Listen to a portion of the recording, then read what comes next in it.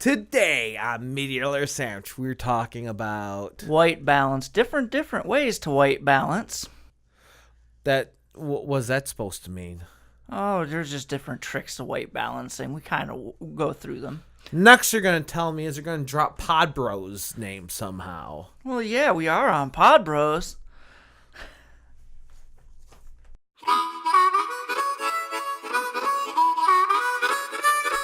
Welcome to Media Sandwich. This should be episode 50. Ooh, 50. That's halfway to 100. Yeah, today we're going to pick a simple subject, white balancing. With me, of course, is William from AllAboutWilliam.com. who's a photographer, and I'm better known as Toaden, real name Scotty Miley, but better known as Toaden from Toaden.com and YouTube.com/ToadenK.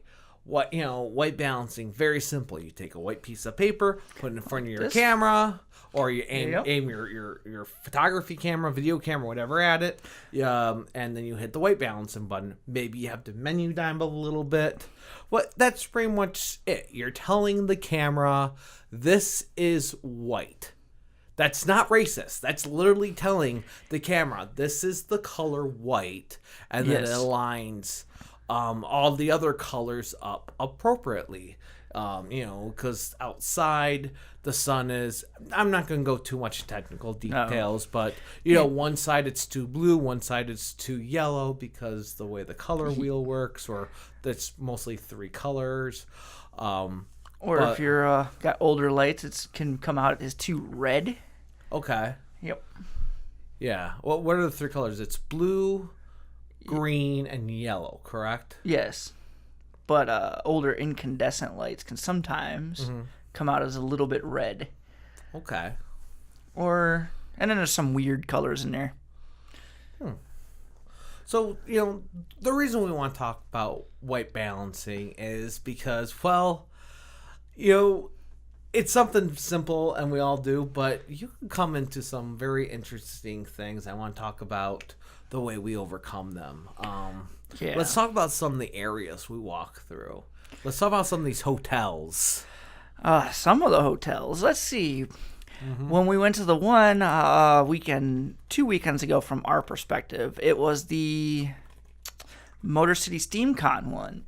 Believe it or not. Great convention. Great convention. Nothing to do with anything in their control. Fantastic people. Fantastic time. Great people. We were lit with light from outside. Light, and the lights inside the building had two different white balances. Which on some cameras you could set two presets. Well, yeah, but the problem is we're lit with two differents. So, yeah, I did find myself, white balance this side, white balance that side, and I usually those just flip in between the A and the B. However, sometimes it's just easier to set that white balance in auto and just give it some time. That's one thing I like about still photography is my camera, I could shoot raw. And so white balance can be done later in like Lightroom or something like that, because the white balance isn't applied. It's just applied in the metadata and not actually the photo. I did not know that. Yep. Yeah, because I'm video. I don't really shoot raw because it's video. Yeah, there's actually been some arguments on video should have a raw format too. I don't have the space for that. That's another argument. Yes.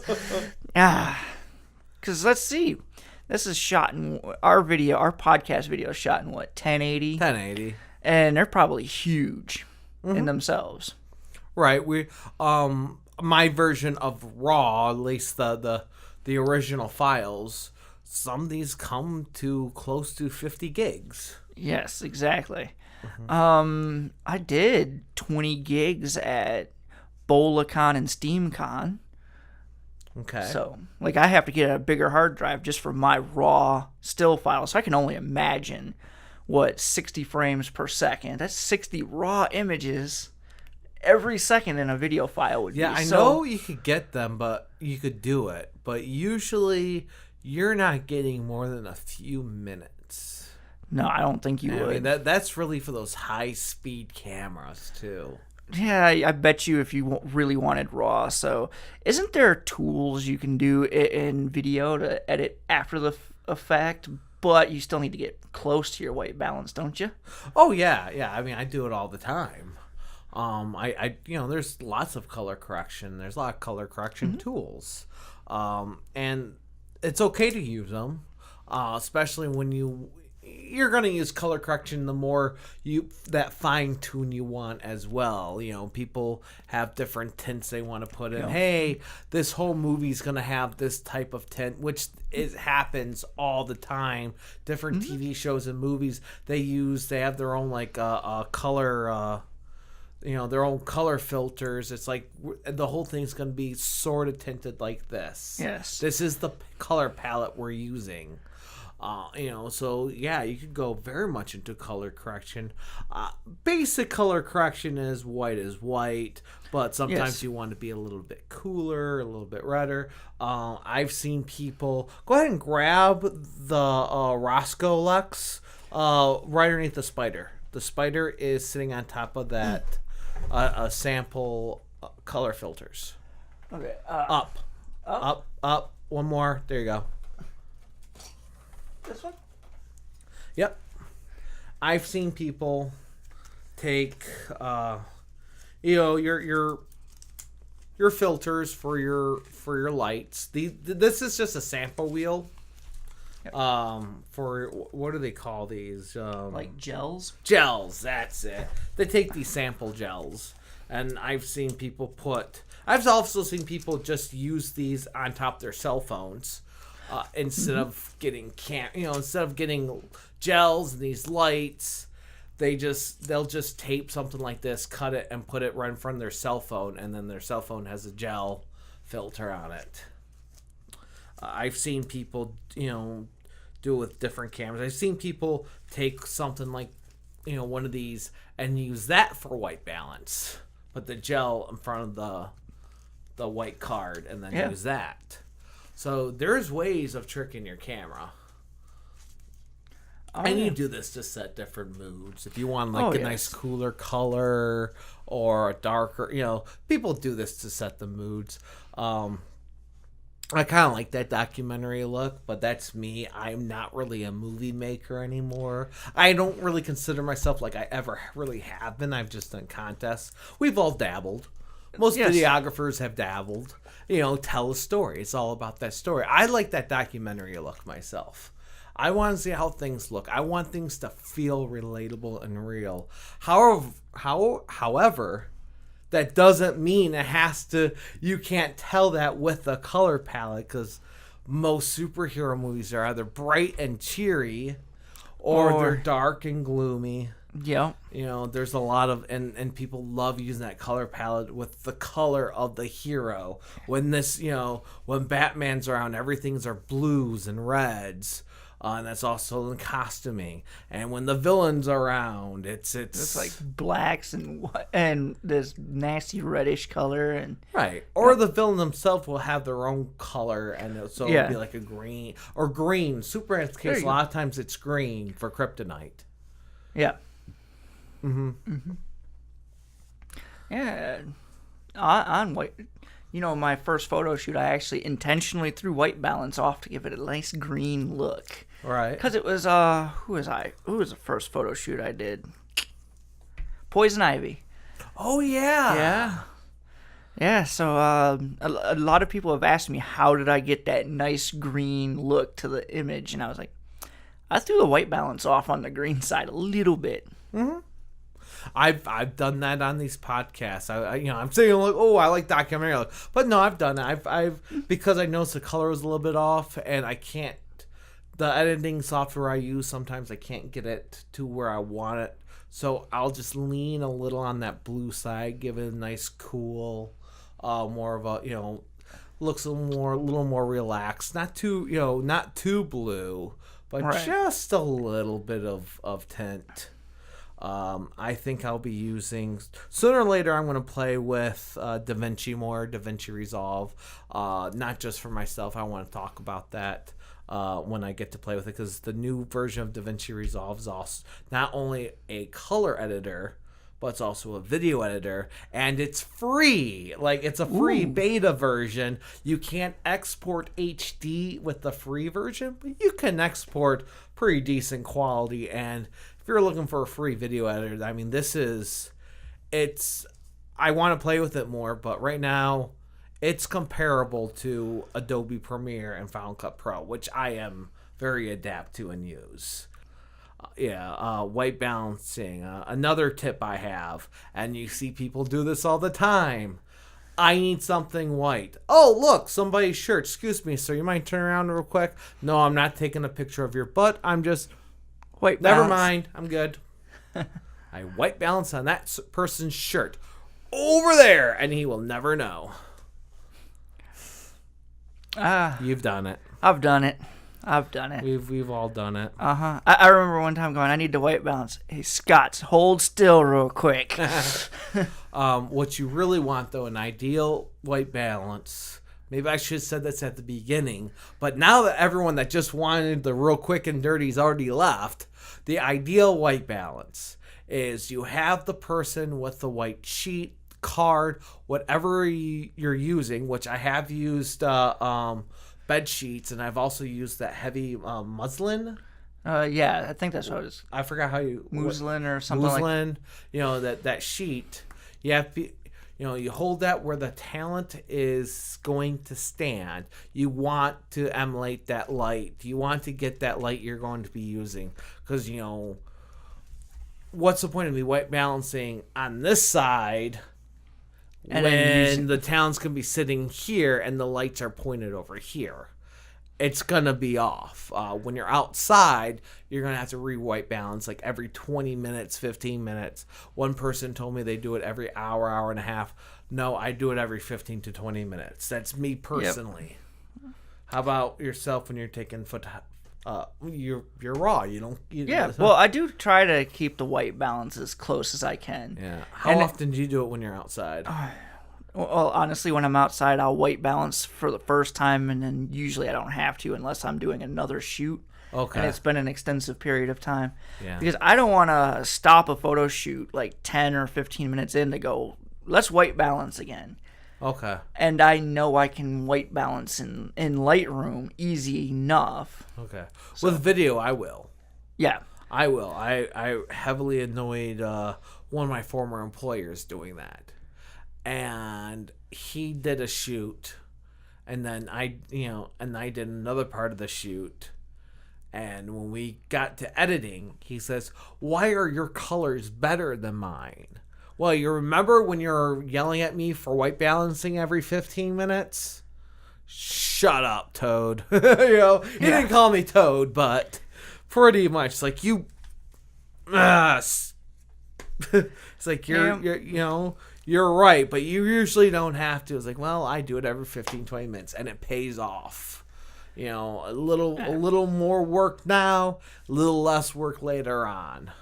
Yeah, that's how I am. Because sometimes that little more work later on turns into a lot of work later on. Yeah, I owe that employer a lot, though. He taught me a lot of tricks. Another white balancing trick he taught me, that sheet, as I mentioned. You take a large sheet. So if you're recording in like an auditorium, you want your camera to where your camera is going to be. You want you want whoever's that white card where the talent's going to be. So if you're in the back of an auditorium shooting the front of the auditorium, it's hard to fill your screen with a piece of paper unless you have very nice zoom lens. So you get a bigger white card.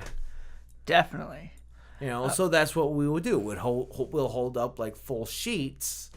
That way you can fill up the entire camera with that white. Yeah. Another trick I would suggest, since a lot of people are now doing video with DSLRs, to read your manual. My camera, which is the Nikon D7200, actually has different white balance settings for video than it does for still pictures. Okay. Well, actually, it's a different white balance setting for live view versus if you're looking through the viewfinder for it.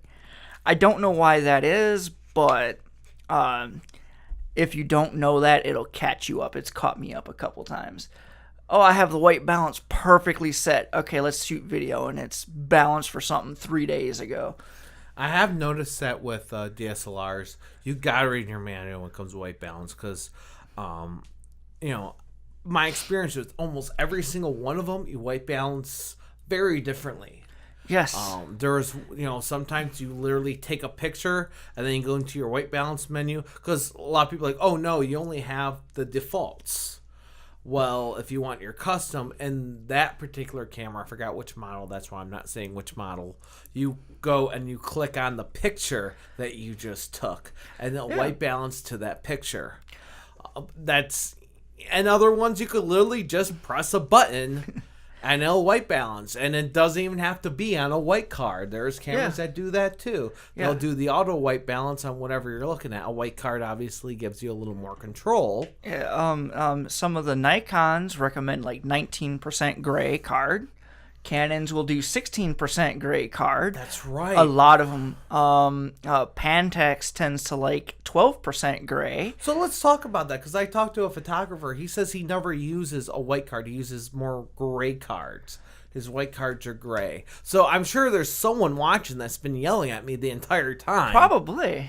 Mm-hmm. Yeah. Yeah, you have like my white card. You've seen my white cards. It's white, black, and gray. Right. I don't use the gray card because it's 18% gray, and my camera looks for 19% gray, which is just enough to throw it off. Okay. I don't know where they get the 18% gray from, but no digital camera I've ever seen looks for 18% on the spot. But apparently it's better to get white balance off of a gray card because it reflects light differently. That's more natural from what I hear. That makes sense. I always use the white card. I'm not going to lie. I always use the white card. Yeah, especially because if you're just tweaking a little bit, you could do that in post. There's so many great color correction tools out there. I mean, I get a little picky. Like I said, I don't think mine does exactly what I want. I'm not spending a lot of time. However, I got a coworker. I put her just in front of Premiere. She'd be like, well, it's not the best white balance program. And then she just works magic. She'd be like, oh, yeah, if you wanted this kind of palette, all you do is this. And she just plays with the Luma curves and make things give that nice movie look. I mean, she makes my camera, this camera, look like a DSLR, film camera. When it comes to color, maybe not complete the quality. We're just talking about color here. Yeah, I like those but tricks you get can do. someone that really knows what they're doing when it comes to color correction. It makes things pop. I mean, I watched an Adobe guy do it on Photoshop. He's like, I always use Photoshop for my colors, and man, he made everything look just. It made it look like an old school film camera, just beautiful, just absolutely beautiful. I'm not that color correction person. I'm just giving out basic tips. Yeah, so am I. So. Yep. What was that? I had another white balancing tip. Some people keep a card or something in their pocket, actually. Yeah, that's what my cards are for. It's got a lanyard goes around your neck. Yeah. And then you can just take it off real quick. It's got one of those breakaway lanyards.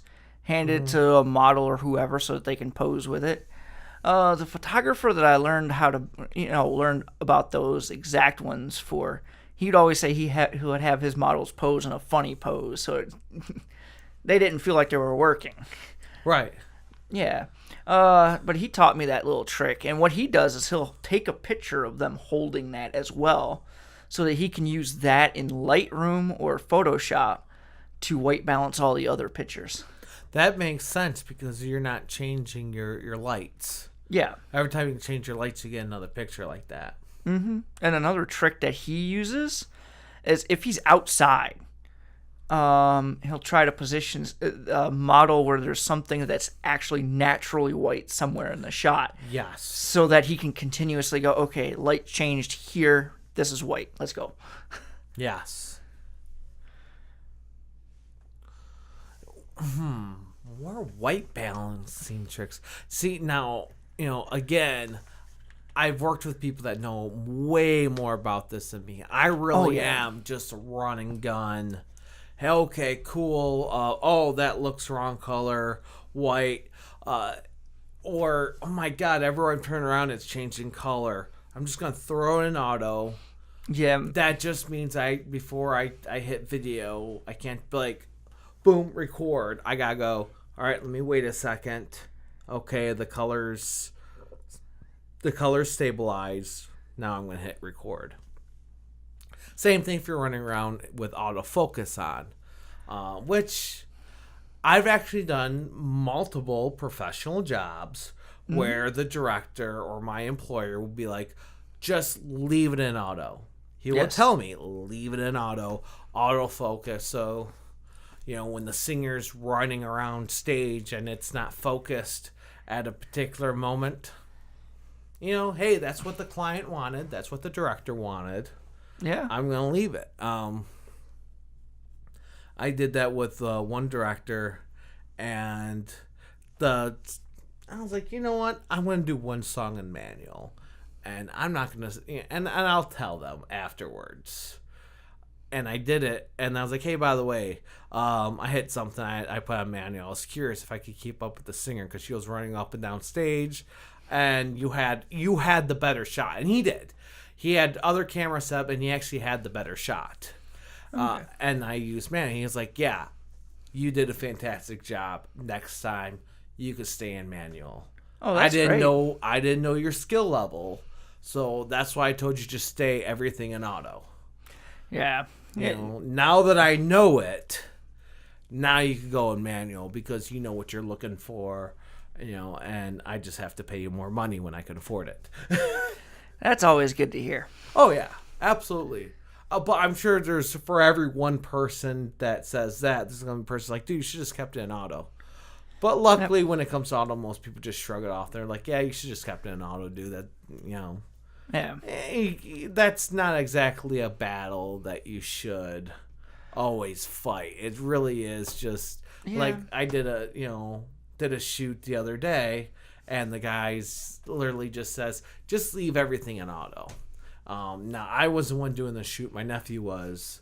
It's like, and another photographer comes up to him and starts showing him things. Hey, if you take it out of auto, you can do this on manual, and this is what, this changes your shutter, and this is what the shutter does. This does this. Oh, a lot of information for 5 minutes tutorial. Yeah. Well, hey, just leave it in auto. Yep. Mm-hmm. And just for a more advanced white balance thing, there's a card you can buy. It's called the color corrector card. It's got red, gray, white, black squares. Also, it helps you check your color checker, I think is what it's called. Yeah, and it's used for a couple different things. Yep. And then there's an add-on for Lightroom, Photoshop, probably other Adobe products. Yeah. People used to use those a lot of times in old school analog too. Oh. Yeah. With editing, you could just bring, in your engineering room, we bring up your color wheel, and it'll kind of give you a nice readout too. Yeah. Well, the add-on stuff will actually look at all those and try to get all of those colors spot on for what those colors are supposed to be. Right. It's supposed to give you a better white balance. I have not actually experimented with that in a while, so I don't know how true it is. Why are you so purple? I don't know. Why am I so purple? I don't know. Maybe you're just a little purple. I don't know. Just a little bit purple. Why am I so green? It isn't easy being green. It matches your shirt. Oh, it does. You certain type of thing. Yay. Kermit the Frog would be very disappointed in my memory of his songs. So, should we do more discussions like this? Let us know. Yeah, absolutely. What do you think? what are your tricks and trips of white balancing? Were you one of the people yelling, dude, gray, man, gray, dude, gray, or whatever it is? If you have a particular card, if you don't mind white balancing with lined paper, I know there's people out there that are like, dude, you can't white balance with lined paper. Dude, I do it all the time. Do it all the time, balancing with lined paper. I grab someone's notes that they've written over it, as long as it's not, as long as it's still mostly white. We white balance with this thing that has but we white stuff. Balance on this side. We don't normally white balance with this side, but if we white balance on this side, it's okay. But with the lined paper, like what you got at school, that's fine too. Fine. It's okay. Hey, I hope you enjoyed our discussion. You can find William at allaboutwilliam.com. And you can find me at Toaden.com, YouTube.com/ToadenK, where you'll find all these podcasts. Please, if you're yelling at us over the gray thing or over anything else, comment. Comment on the YouTube. Comment on Pod Bros. Comment on Meal or Sandwich. You only need one. And if I don't respond to you, because we're also on iTunes and Stitcher and Podbean, if I don't respond to you, just shoot me a tweet. Or just use the YouTube or any of those links that I do check a lot. Preferably the YouTube or the Podbean or the Facebooks or the tweets. You can find us. We're really easy to find. MediaLorsandwich.com, Toaden.com, allaboutwilliam.com, Pod Bros. Thank you for listening. Thank you for watching. Hope you enjoyed our discussion. And may the analytics may the algorithm always be in your favor. It's my new closing. May the algorithms always be in your favor. Had to work on that one a little bit, didn't you? Oh, a little bit, yeah. Yay. Maybe we'll explain it the next podcast. Yeah, okay. That sounds like a plan. All right.